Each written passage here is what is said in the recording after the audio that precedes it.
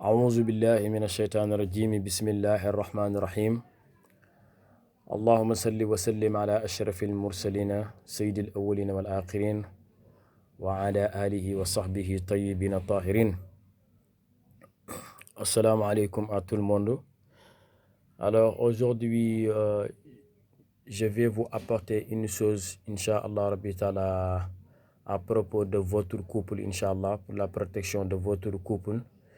Inch'Allah Rabbi Ta'ala, parce que il y a certaines personnes qui préfèrent détruire les relations gratuitement, juste que parce qu'il ne les plaît pas, parce que certaines relations ne les plaît pas. C'est pour cela que j'aimerais vous, Inch'Allah Rabbi Ta'ala, montrer une chose qui vous permettra de vous protéger, Inch'Allah, entre vous comme, Inch'Allah Rabbi Ta'ala, le mari et son épouse.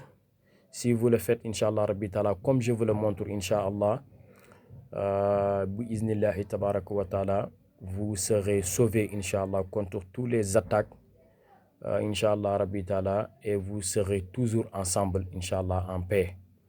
Personne, Inch'Allah Rabbi Ta'ala, ne pourrait vous diverser, Inch'Allah, ne pourra vous diverser, Inch'Allah. Alors, pour le faire, il faut d'abord, Inch'Allah, chercher une feuille blanche, comme cette feuille-là que je vous présente. Et après, vous allez chercher Suratul An'am. C'est un sourate dans le Coran. C'est la sourate numéro 6 qu'on appelle Suratul An'am. Et vous allez chercher la verset numéro 125. Et vous allez retrouver, Inch'Allah Rabbi Ta'ala, 7 versets. فَمَنْ يُرِيدِ اللَّهَ أَنْ يَهْدِيَهُ يَسَّرْ صَدْرَهُ لِلْإِسْلَامِ ومن يريد أن يضله يجعل صدره ضيقا حرجا كأنما يصعد في السماء كذلك يجعل الله الرجس على الذين لا يؤمنون. Mais cette verset-là, il ne faut pas l'écrire au complet. Il faut juste se limiter par ici. Hey.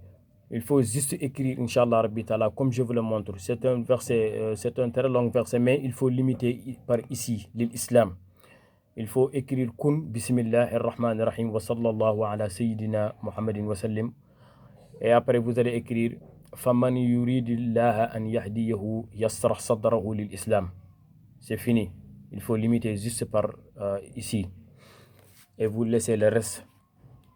Mais à une condition, Faman yuridillaha an yahdiyahu yasrah sadrahu lil Islam. Vous allez ouvrir le mime de Faman. Il faut ouvrir les mimes largement. Et après, Inch'Allah Rabbi Ta'ala, vous allez continuer Yuridu Allah an yahdiyahu. Yahdiyahu, vous allez ouvrir le haoun, vous allez l'ouvrir largement en haut et en bas. Et après, Yahu, vous allez l'ouvrir le ha largement aussi. Et après, Yasrah sadrahu, vous allez ouvrir cette sat largement aussi. Et le ha aussi, vous allez l'ouvrir largement aussi, Inch'Allah Rabbi. Alors, فَمَنْ يُرِيدِ اللَّهَ أَنْ يَهْدِيَهُ يَسْرَحْ صَدْرَهُ لِلْإِسْلَامِ veut juste dire que ce ayah veut juste dire celui qu'Allah veut guider, il lui ouvre la poitrine à l'islam. C'est ce que veut dire ce ayah. Faman, c'est un genre de question.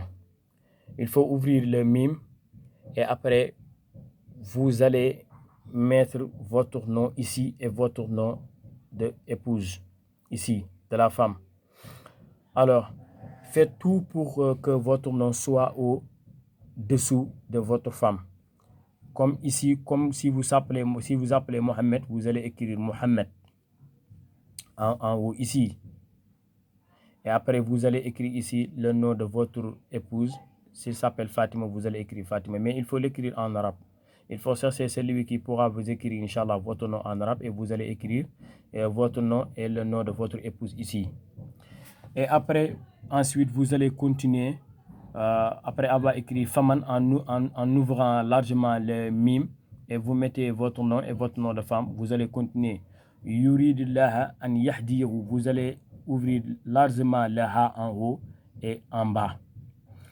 et vous allez, écoutez-moi bien, vous allez mettre votre nom et votre nom de femme ici, en haut de cette A.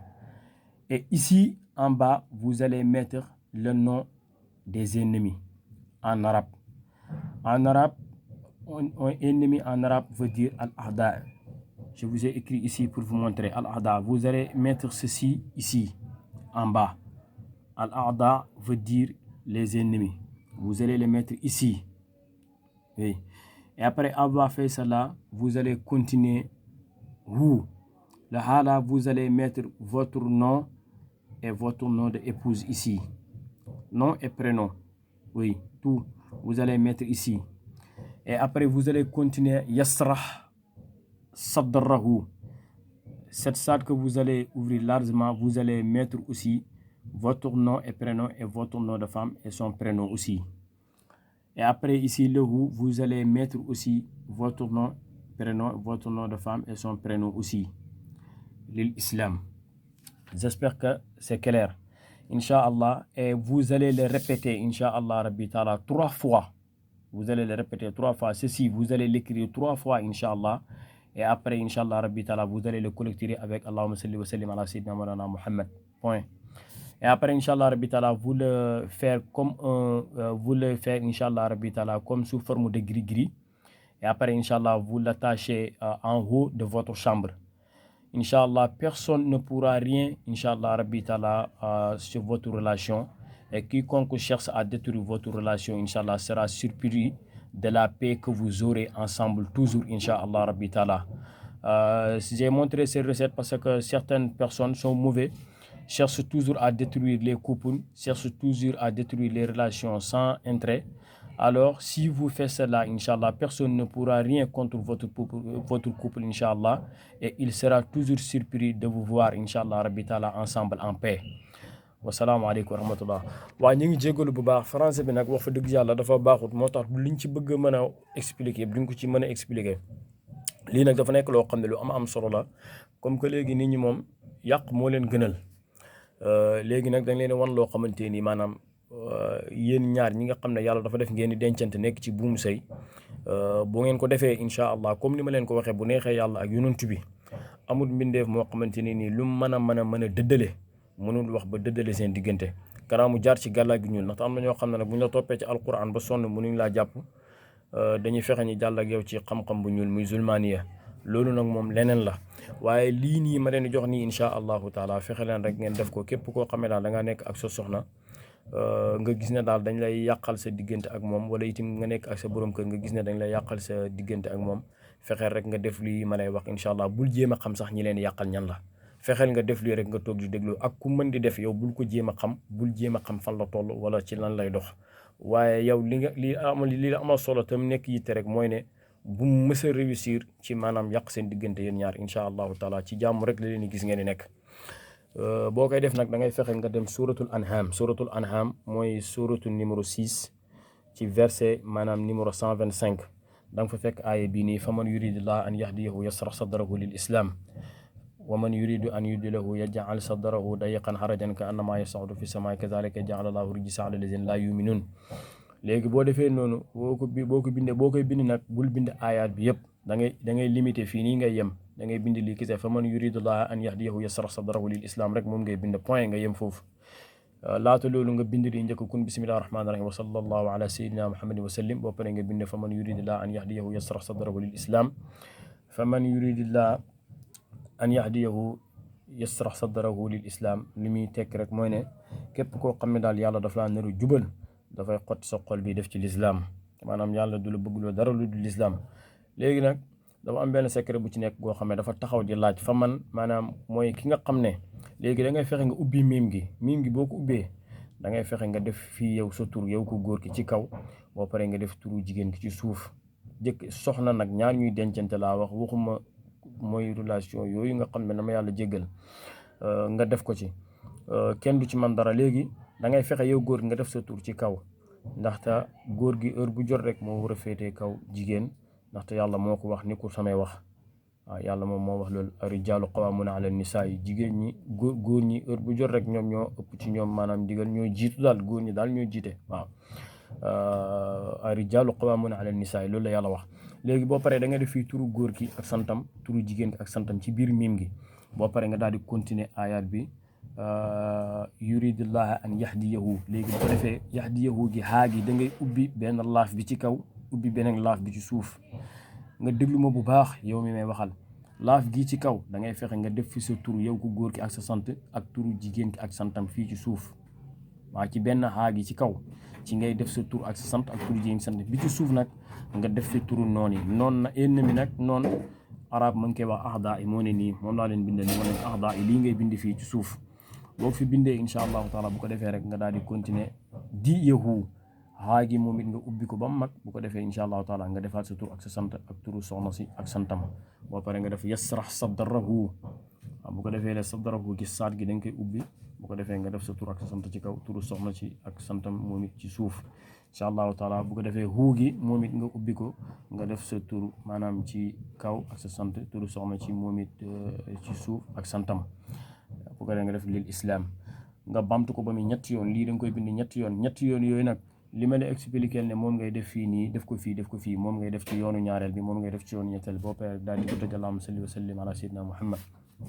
boo paree rek nga daal di ko def téere nga lem ko incha allah comme ni ñu def téere. boo ko lemee ba mu pare rek da ngay fexe maanaam nga mu tiim sa néeg moo xam ci buntu néeg bi nga koy wekk moo xam foo ko mën def waaye daal na tiim néeg bi rek incha allah.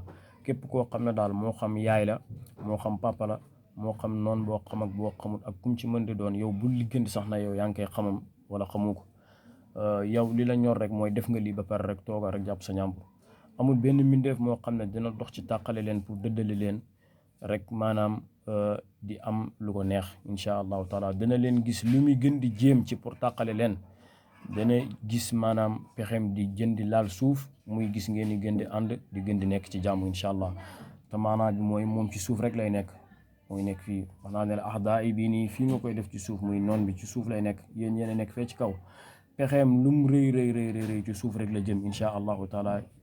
muy gis ngeen di ànd ci jàmm di bëgg bu ko defee muy mel ni defutoon dara rek incha allahu taala te fekk def na waaye dafa fekk lu ko fi gën a maanaam dëj ak lu ko gën a taxaw incha allahu taala.